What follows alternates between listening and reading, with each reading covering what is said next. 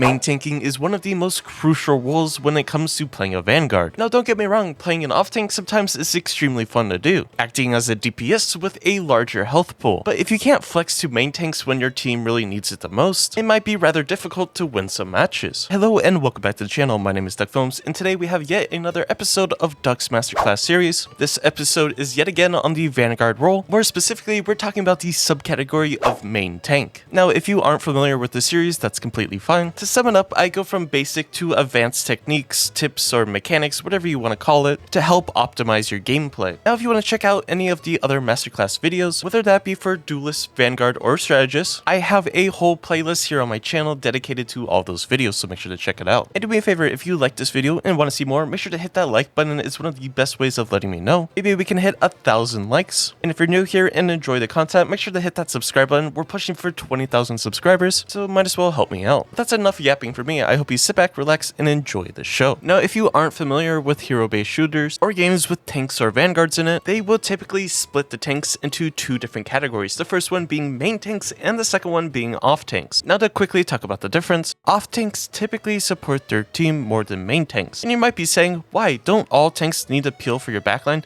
Well, that is true, but you want that main responsibility to be to the off tanks, mainly to the fact that these off tanks usually have a lot more mobility, allowing them to easily peel when needed, and they usually don't have a shield to support their team. In Marvel Rivals, for example, you have characters like Thor, Penny Parker, Hulk, and so on. These are considered your off tanks. Now let's talk about our main tanks. These are traditionally the characters with a rather large health pool, and they have the ability to use their shields. These characters' main priority is to stay in the front and maintain space at all costs, because the second you start losing space, it becomes increasingly difficult for your duelists to deal damage and your strategists to heal you because they're limited on space of where they can move and whatnot. Now for our main tanks for Marvel Rivals, there's only two that really fit into this category. That's Dr.Strange and Magneto. Now sure, you could argue for a character like Groot, but I feel like he's in between a main tank and an off tank, so for staying to the sake of traditional rulings, we're really only going to be talking about Dr. Strange and Magneto. However, I will be talking about Groot later on in the video. With that being said, let's talk about Dr. Strange. Now, Dr. Strange has a lot of strengths and few weaknesses. While he doesn't necessarily have the highest health pool, he can use his abilities to keep himself alive with a bit less effort than other Vanguards like Groot. When you look at Dr. Strange's kit, his whole identity is to be up close and personal, dealing damage with his primary and melee attacks to build up his passive to unleash a ton of damage. Now, you might be sitting here thinking this isn't a Vanguard masterclass, this is just a Dr. Strange guide. Well, yes and no. You have to understand how the characters operate in order to perform your role as a main tank in the best way possible. As Dr. Strange is a main tank, let's talk about his shield. So his shield is Dr. Strange's signature ability, perfectly suited for a Vanguard role, more specifically a main tank. When activated, it conjures a projective barrier in front of him, blocking all incoming attacks. This shield extends significantly beyond Dr. Strange's own height and width, providing ample coverage. This ability is arguably the most powerful tool in his arsenal, but when misused, it can unintentionally put allies in harm's way. The key to mastering the shield is understanding that teammates will often rely on it for cover. This means you must either use it consistently or coordinate closely with your team to avoid disrupting their positioning and momentum. When wielded effectively, this shield becomes a game changer, offering mobile protection for both Dr. Strange and his allies. It can be instrumental in executing a strong offensive push, but be mindful of its HP limit. It can deplete faster than expected under heavy fire. Now this ability is what makes Dr. Strange a main tank. By using a shield, it allows him to apply pressure, walk forward, create space, and disrupt enemy formations. Now even though Dr. Strange does have a flight ability, it's mainly used for saving himself, and he doesn't have any crazy movement like Thor, Hulk, or even Venom, so peeling for your team's backline is rather difficult. That's why it's usually a solo tank setup is really never the way. Typically having a main tank with an off tank is usually the way to go. Typically allies, especially strategists, often stick close to friendly vanguards for both protection and tactical advantages. This proximity not only shields them from enemy fire, but also makes it easier for them to provide healing support to the high health teammates. However, abruptly launching into the air without warning can leave the strategist dangerously exposed. The cover you were previously providing vanishes in an instant, leaving them vulnerable to enemy fire, and they can be taken down almost immediately as a result. That said, when used wisely, the cloak ability can enhance your effectiveness on the battlefield. As long as your movement doesn't compromise your allies' safety, taking to the air can be a life-saving maneuver. It can give you access to better cover, help you evade incoming fire, and buy you precious seconds to reposition. So as being being a main tank, having awareness of where your teammates are is a very crucial aspect. Sorry to abruptly interrupt your video, but let me just take a minute of your time to talk about today's sponsor. And I'm excited to share that this video is sponsored by Control, a delicious protein-packed snack or just a tasty way to fuel your day. Control has you covered. And personally, I'm all about their peanut butter pieces cookies. Seriously, they taste amazing and they fit perfectly into my daily routine. Whether it's a quick shake in the morning or a protein-packed snack in the afternoon, Control's products are both macro-friendly and ridiculously tasty. And now they've got two new must-try products. First off is their Monster Cookie, a soft-baked protein cookie loaded with white and milk chocolate chips plus crushed cookie pieces, and it tastes ridiculously amazing. And if you're more of a protein shake friend, they have a Paradise Potion Shake. It's a refreshing mix of sweet coconut and tart pineapple blended into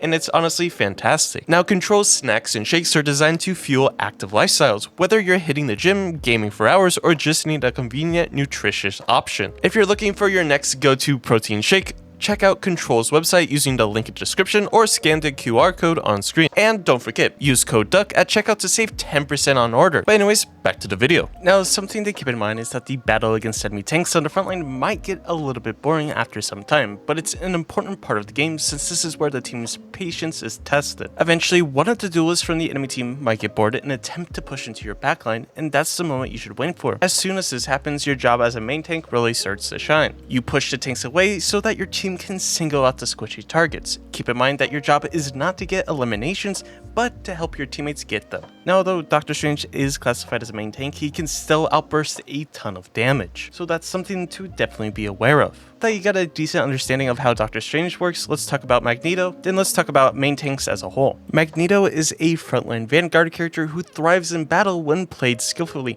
His array of shields provide formidable protection, capable of absorbing limitless damage and allowing him to control engagements with confidence. Offensively, he can dispatch enemies efficiently, turning the tide of battle in his team's favor. However, his effectiveness is highly dependent on precise timing and strategic positioning. If caught off guard or mispositioned, he becomes vulnerable, often finding himself back at the respawn screen more frequently than desired. With that being said, he's still one of the best picks, if not the best pick, for a main tank or a main vanguard in Marvel Rivals. Magneto excels at proactively shutting down enemy damage before it even becomes a threat. His toolkit includes 3 distinct shielding abilities, excluding his powerful ultimate, all designed to mitigate incoming attacks and protect both himself and his team. However, these shields have limited durations, meaning their effectiveness hinges on precise timing. If activated carelessly or at the wrong moment, they can be completely wasted, leaving Magneto totally exposed. And no, not that type of exposure. The true potential of Magneto lies in the hands of players who master his timing and positioning. Magneto excels extremely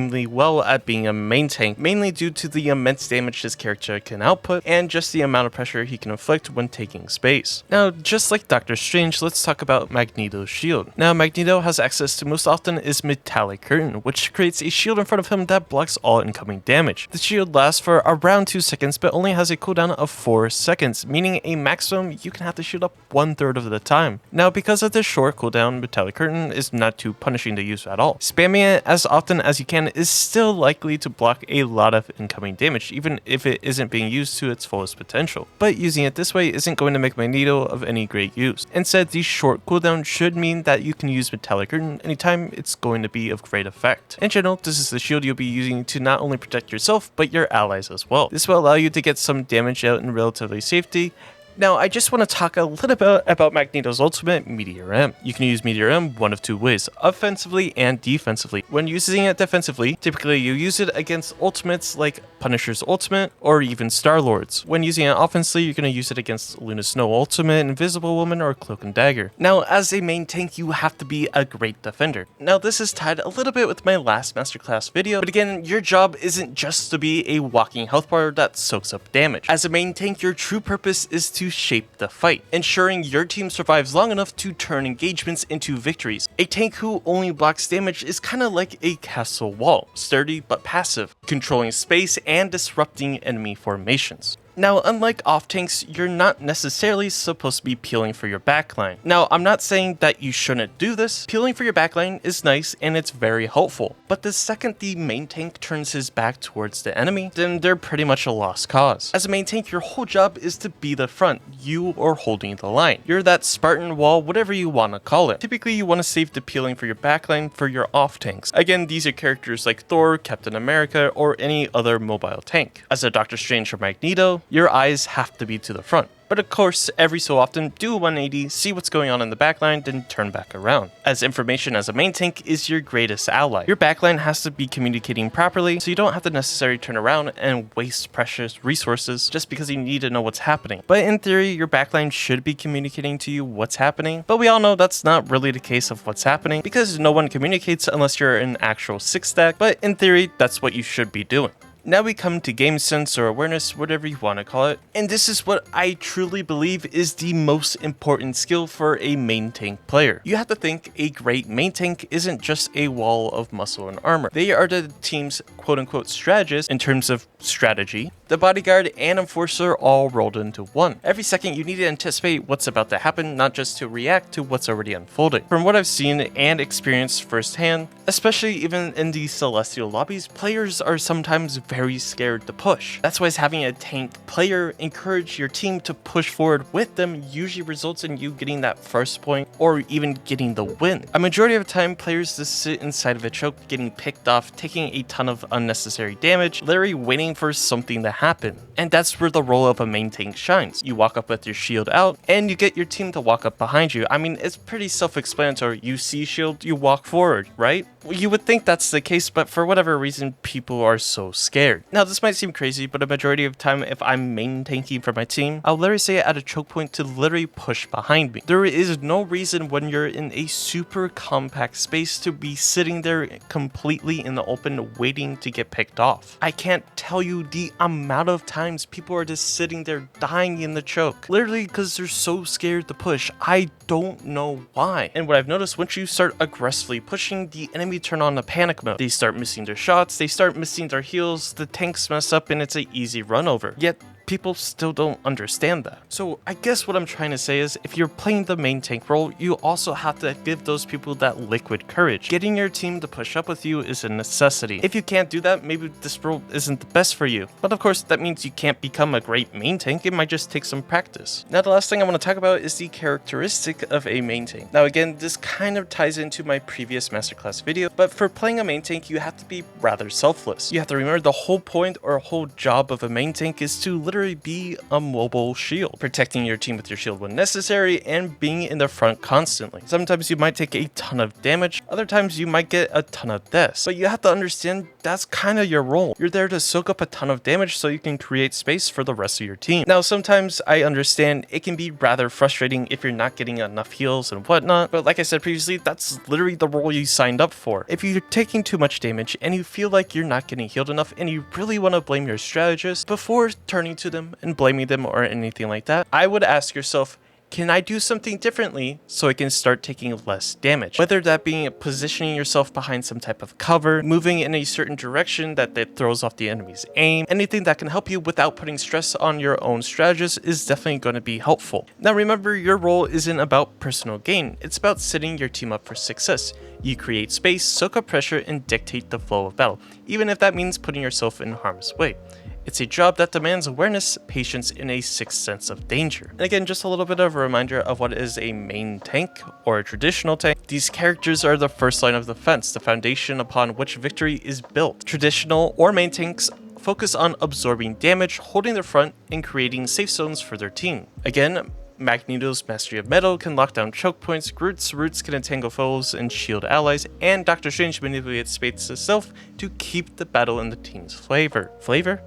Now, like I previously stated earlier in the video, I would talk about Groot and why I think he's not necessarily a main tank, he's kind of this in-between hybrid. Now, I only say that he's not a main tank because he doesn't necessarily have a shield, a main shield like Dr. Strange or Magneto. Now, yes, he has his walls that can act like a shield before you get angry in the comments, but most of the time, or on rare occasion, you're not really going to be using these walls to really defend your team. You're using these walls to block off enemies, deal damage, get extra health, things like that. Now, he does have a very large health pool and can soak up a ton of damage, which you can argue that makes him a main tank, but that's why I said he's kind of like a hybrid. He's both a main tank and off tank at the same time. And again, depending on how you play Groot, he can be seen either way in my opinion. I will say I do believe this character is a very solid choice. Now, before you click off the video, this masterclass series is things or ideas to be built upon. And what I mean by that is that you get a general understanding of the concept and that you can go back to other videos in this series and kind of put them together. And I do this because I'd rather not repeat the same exact words I said in a previous video, because I don't think that's fair to the people that have already seen the other videos and they wouldn't really be necessarily learning anything new.